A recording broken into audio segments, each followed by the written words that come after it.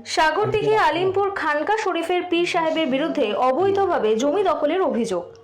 মুর্শিদাবাদ জেলার সাগরদিঘি ব্লকের আলিমপুর খানকা শরীফের পীর সাহেব আব্দুল কাদের চৌধুরী সহ একাধিক জনের বিরুদ্ধে রাতারাতি প্রাচীর দিয়ে অন্য জনের নামে থাকা জমি অবৈধভাবে দখলের অভিযোগ করল আব্দুল মালেক মণ্ডল এবং আব্দুল আজিজ মণ্ডল নামে দুজন ব্যক্তি। তাদের অভিযোগ, চারগাছি মৌজার 252, 269 এবং 270 দাগের প্রায় 8 শতক জায়গা পীর সাহেব জোরপূর্বক রাতারাতি প্রাচীর দিয়ে দখল করে নিয়েছে।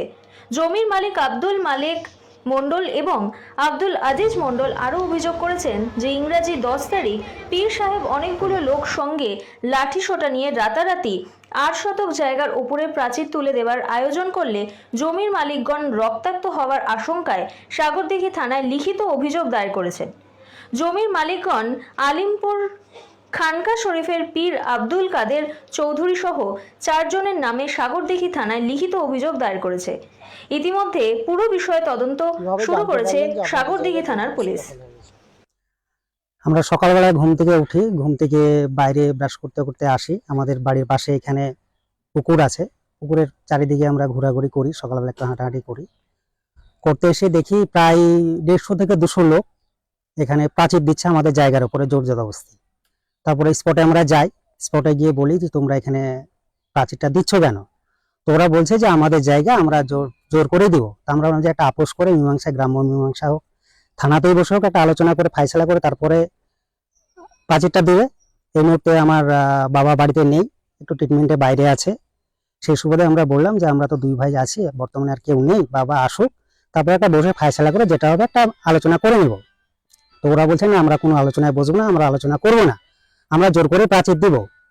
সে মতো অবস্থায় আমরা কিছু করতে পারলাম না, কারণ এখানে প্রচুর 200-250 লোক সব বাইরের গুন্ডা মাস্তান নিয়ে এসছে। প্রায় আপনার মুর্শিদাবাদ জেলার বাইরে, আমাদের মুর্শিদাবাদ জেলার কেউ নয়, সব কলকাতা, 24 পরগনা, হাওড়া, মানে বর্ধমান, এইসবের সব বাইরের প্রায় আমরা দেখেছি এবং গ্রামের লোকেও দেখেছে।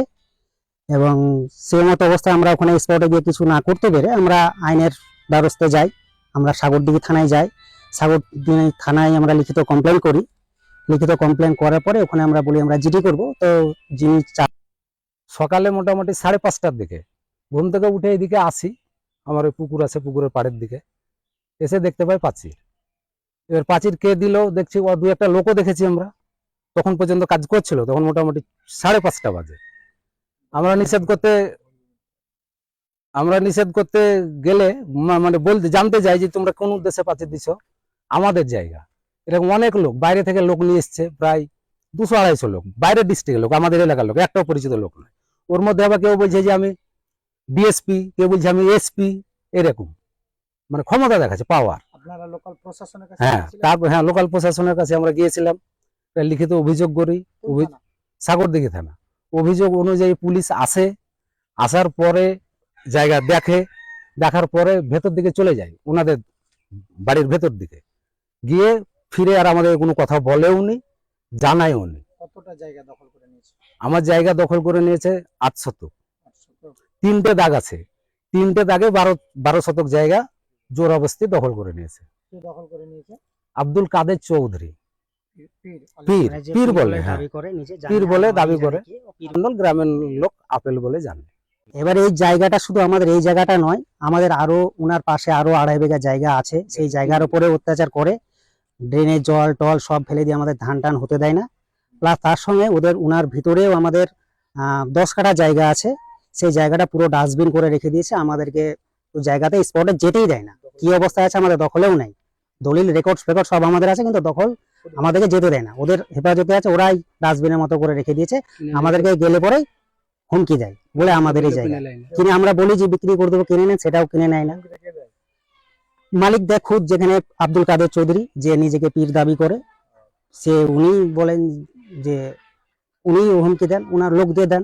কারণ আমরা সকালবেলা যেটা দেখেছি, প্রশাসন এসেছিল, প্রশাসনও দেখেছে, সবই বাইরের লোক ছিল, প্রশাসনও বলতে পারবে যে হ্যাঁ বাইরের লোক ছিল, প্রায় 200-250 লোক ছিল। প্রশাসনও দেখে গেছেন যে আমাদের চারগাছির লোক বা আমাদের মুর্শিদাবাদের লোক ছিল না, ওনারা দেখেছেন। এবং এটা জোরপূর্বক শুধু আমাদের ক্ষেত্রে নয়, গ্রামের পাড়া প্রতিবেশী সকলের ক্ষেত্রে এরকম অত্যাচার করে জমি জায়গাগুলো দখল করে নেয়। প্লাস না হলে কম দামে বিক্রি করে দিতে বাধ্য হয়।